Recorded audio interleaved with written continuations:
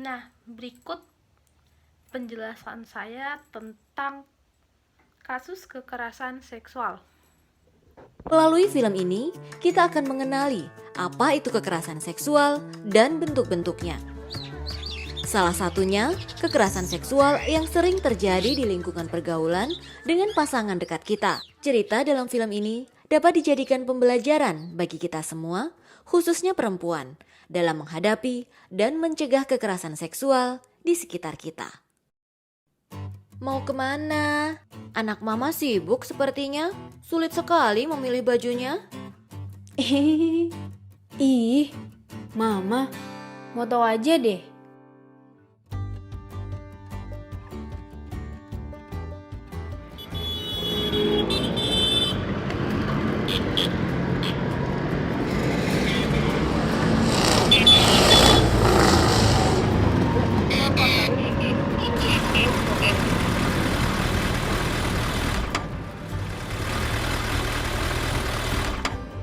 Hai Miko, mau kemana? Hai Soman, saya kira siapa? Biasalah, mau malam mingguan ke rumah Mela. Oke deh, sukses ya. Ma, Pa, Mela pergi dulu dengan teman ya. Iya Mela, hati-hati di jalan. Iya, Ma. Mari Bu, saya pergi dulu dengan Mela. Semoga tidak terjadi apa-apa dengan Mela, karena ia pergi dengan laki-laki yang belum dikenalnya dengan baik.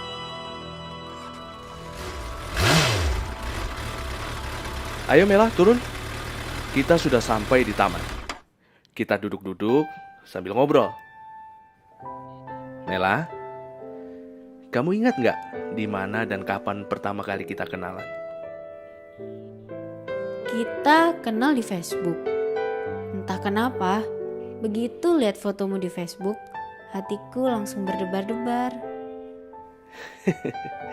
Sama dong. Aku juga langsung merasa kau terlahir untukku. Ayo Mela, kita pindah Mau kemana? ke tempat yang asik. Yuk.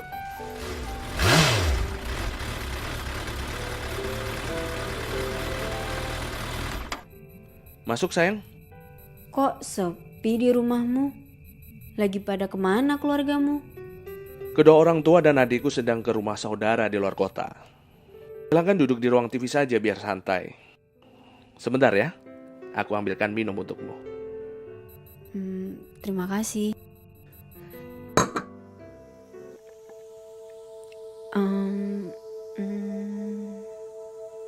Kalau kamu sayang sama aku, kan gak apa-apa. Ini bukti cinta kita.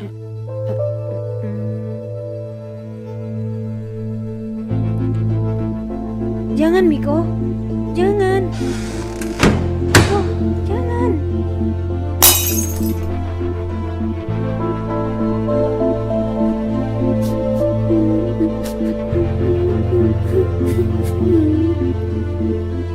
Sudahlah, ini kan biasa terjadi kalau orang berpacaran.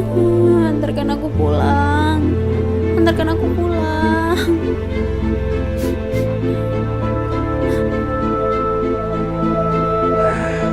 Oke.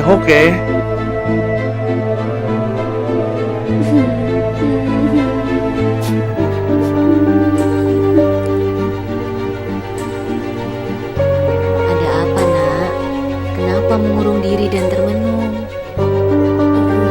Udah, Ma. Gak ada apa-apa. Gak apa-apa, Ma. Gak ada apa-apa. Gak ada apa-apa. Gak ada apa-apa. Gak ada apa-apa.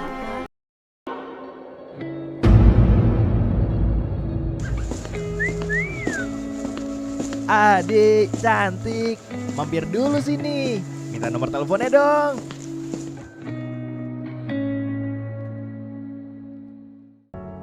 Assalamualaikum, Nisa pulang bu. Selamat siang tante. Waalaikumsalam. Loh, kok cemberut? Bu, tadi pas jalan pulang, Nisa dipanggil-panggil dan disiuli sama orang-orang yang nongkrong di pinggir jalan deket perempatan sana. Terus mereka minta nomor telepon segala. Ih, risih banget deh bu. Ya ampun nak, tapi kamu gak apa-apa? Ya nggak apa-apa sih, tapi Nisa sebel banget sama orang-orang itu. Ya udah, Nisa mandi dulu ya, Bu. Permisi, Tante. Aduh, padahal biasanya Nisa pulang aman-aman aja loh. Ya ampun, iya Bu, itu sih udah termasuk kekerasan seksual loh Bu. Oh begitu ya, Bu? Iya Bu.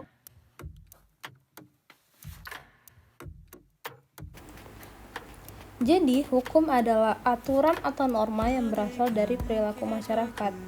Hukum ini bersifat universal atau bebas yang bisa diambil dari mana saja. Jadi, hukum ini tuh berasal dari pola perilaku, bahkan adat istiadat. Hukum ini tuh bersifat memaksa yang bertujuan untuk mengatur tata tertib di dalam masyarakat yang wajib untuk ditaati oleh masyarakat. Jika seseorang melakukan sebuah pelanggaran peraturan yang telah ditetapkan, maka seseorang itu akan dikenakan sanksi atau hukuman oleh para penegak hukum maupun masyarakat. Nah, jadi hukum pidana merupakan salah satu jenis hukum yang termasuk pada hukum publik.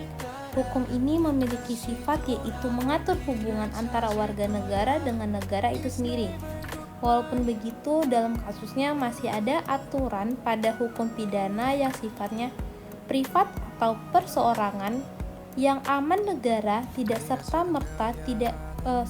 serta-merta bisa menegakkan aturan tersebut tanpa adanya permohonan yang berasal dari pihak yang dirugikan. Selanjutnya, asas legalitas hukum pidana. Asas legalitas hukum pidana adalah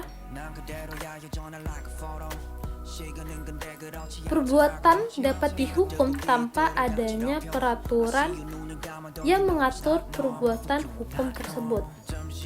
Nah, nomor 2 adalah asas teritorial. Setiap orang yang melakukan tindak pidana di Indonesia atau dalam kendaraan air, pesawat, udara Indonesia tunduk pada hukum pidana Indonesia. Itu tertera pada pasal 2 dan 3 Kitab Undang Hukum Pidana. Nah, ketiga, asas nasional aktif. Asas nasional aktifnya adalah ketentuan pidana berlaku bagi warga negara dimanapun berada, termasuk di wilayah negara asalnya, sepanjang menurut negara asal pelaku dan negara tempat perbuatan dilakukan itu merupakan tindak pidana. Ini tertera pada pasal 5 Kitab Undang Hukum Pidana. Keempat adanya namanya asas nasional pasif, yaitu berlakunya ketentuan pidana didasarkan pada kepentingan hukum suatu negara yang dilanggar oleh seseorang di luar negeri dengan tidak mempersoalkan kewarganegaraan pelaku. Ini tertera pada pasal 3. Jadi, norma hukum adalah suatu rangkaian aturan yang ditunjukkan kepada anggota masyarakat yang berisi tentang ketentuan, perintah, kewajiban, dan larangan, agar dalam masyarakat tercipta suatu ketertiban dan keadilan aturan sosial yang dibuat oleh lembaga-lembaga tertentu, misalnya pemerintah, sehingga dengan tegas dapat melarang serta memaksa orang untuk dapat berperilaku sesuai dengan keinginan pembuat peraturan itu sendiri. Norma hukum yang diatur pada bidang tindak pidana adalah hukum pidana dan hukum tertulis. Hukum pidana adalah peraturan yang menentukan perbuatan apa saja yang dilarang dan tergolong sebagai tindak pidana. Hukum ini juga mengatur apa saja hukuman yang diberikan kepada pelanggar-pelanggar tindak pidana tersebut.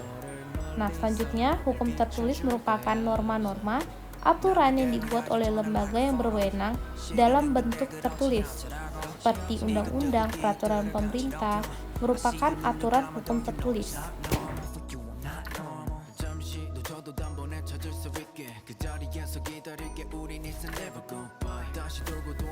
Jadi, hak-hak dalam kekerasan seksual diatur dalam Pasal 5 Ayat 1 dan Pasal 5 Ayat 2 Undang-Undang Nomor 31 Tahun 2014 tentang Perlindungan Saksi dan Korban hanya mengatur rangkaian hak untuk saksi dan korban tindak pidana dalam kasus tertentu, termasuk dalam kasus kekerasan seksual terhadap anak, dan atau sesuai dengan keputusan Lembaga Perlindungan Saksi dan Korban.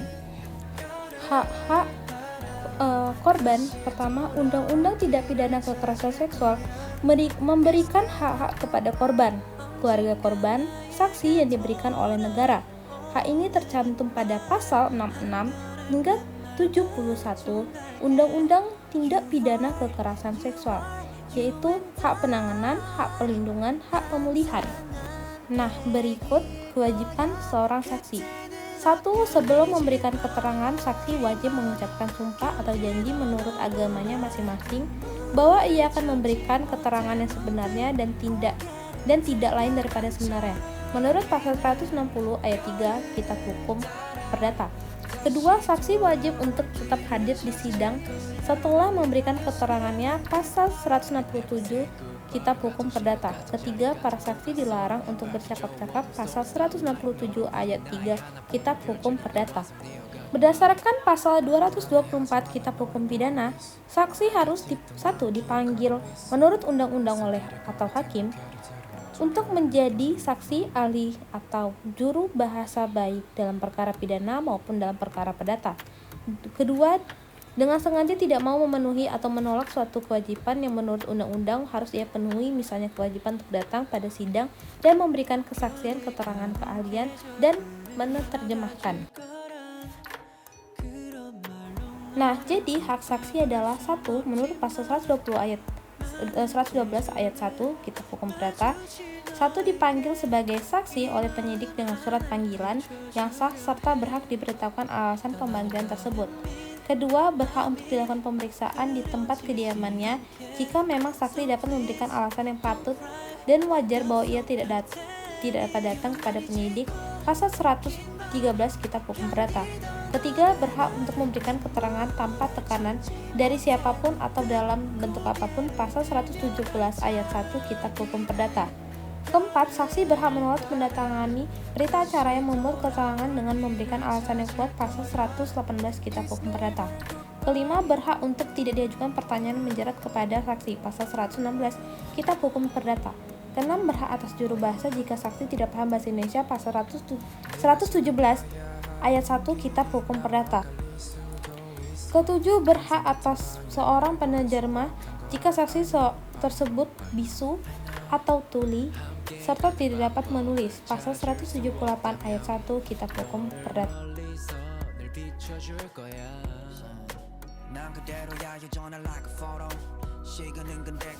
Pembentukan hukum kekerasan seksual. Kekerasan seksual adalah perbuatan yang melecehkan seseorang tanpa adanya persetujuan dari pihak yang bersangkutan. Kekerasan seksual merupakan hukum pidana yang dimana menjerat pelaku yang telah melakukan kekerasan seksual yang diatur pada Pasal 1 Nomor 1 Undang-Undang 12 Tahun 2022. Tindak pidana kekerasan seksual didefinisikan sebagai segala perbuatan yang memenuhi unsur tidak pidana sebagaimana yang diatur dalam undang-undang ini dan perbuatan kekerasan seksual lainnya. Pasal yang menjerat pelaku yang melakukan pelecehan seksual fisik. Nah, selanjutnya penegakan hukum kasus tindak pidana kekerasan seksual. Pada Februari 2001, pemberitaan kekerasan seksual terhadap anak mencuat di ruang publik. Dengan adanya korban, anak mencapai 13 anak perempuan di Bandung, Jawa Barat yang dilakukan oleh tersangka yaitu Heri Wirawan terhadap para santriwati pondok pesantrennya. Diketahui perbuatan tersebut dilakukan dengan memperkosa 13 santriwatinya di lingkungan pesantren, hotel, atau apartemen. Bahkan 9 diantaranya telah melahirkan dari hasil pemerkosaan tersebut. Selain itu diketahui aksi Heri Wirawan telah dilakukan selama 2016 sampai 2001. Korban pemerkosaan bahkan istrinya tidak memiliki keberanian untuk melaporkan sebagaimana dugaan dicuci otak oleh pelaku. Persidangan tersangka bermuara kepada putusan Majelis Hakim Pengadilan Negeri Bandung yang menjatuhkan pidana penjara seumur hidup sebagaimana dalam dakwaan primair jaksa penuntut umum. Nah, putusan pengadilannya adalah hakim menilai perbuatan tersangka telah terbukti bersalah sesuai dengan pasal 81 ayat 1, ayat 3, dan ayat 5. Junto pasal 76D Undang-Undang Republik Indonesia Nomor 17 Tahun 2016 tentang perbuatan atas Undang-Undang Nomor 23 Tahun 2002 tentang perlindungan anak, junto pasal 65 ayat 1 Kitab Hukum Pidana sebagaimana dakwaan pertama. Jaksa mengajukan banding atas vonis seumur hidup yang diberikan majelis hakim terhadap tersangka. Jaksa meyakini hukuman mati patut diberikan atas perbuatan memperkosa 13 santriwatinya. Di tingkat banding, hukuman tersangka diperberat menjadi hukuman mati. Nah, putusan pengadilannya adalah menurut pasal 81 ayat 5 Undang-Undang Nomor 17 Tahun 2016 tentang perbuatan atas Undang-Undang Nomor 23 Tahun 2002 tentang perlindungan anak yang menyebutkan pelaku dipidana mati ketika timbul korban lebih dari satu orang. Kedua, pasal 81 ayat 3 Undang-Undang Nomor 17 Tahun 2016 dalam hal tindak pidana sebagaimana dimaksud pada ayat 1 dilakukan oleh orang tua, wali pengasuh anak, pendidik atau tenaga kependidikan. Maka pidananya ditambah sepertiga dari ancaman pidana sebagaimana dimaksud pada ayat 1. Menurut pasal 76D Undang-Undang Perlindungan Anak, setiap orang dilarang melakukan kekerasan atau ancaman kekerasan memaksa anak melakukan persetubuhan dengannya atau dengan orang lain. Menurut pasal 65 ayat 1 Kitab Hukum Pidana,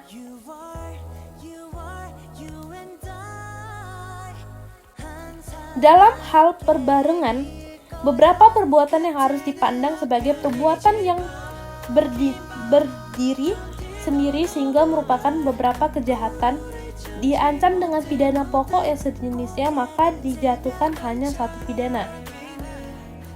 Jadi menurut pasal yang menjerat tersangka,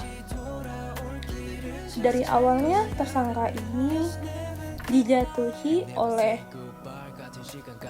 majelis hakim itu hukuman seumur hidup, menjadi ketika di tingkat banding hukuman tersangka diperberat menjadi hukuman mati menurut pasal-pasal yang menjeratnya.